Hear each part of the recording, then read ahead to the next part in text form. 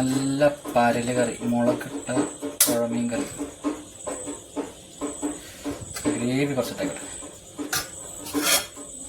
പിന്നെ പരല് വറുത്തതാണ്. പിന്നെന്താ, ചക്ക ഉണ്ട്, ചക്ക.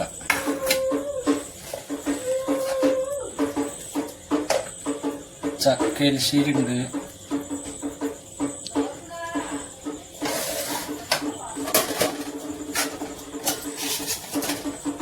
പിന്നെ നല്ല പയറുതോരൻ.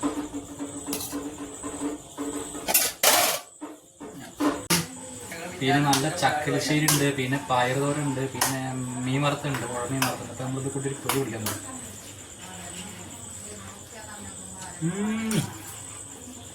അടിപൊളി ടേസ്റ്റ്.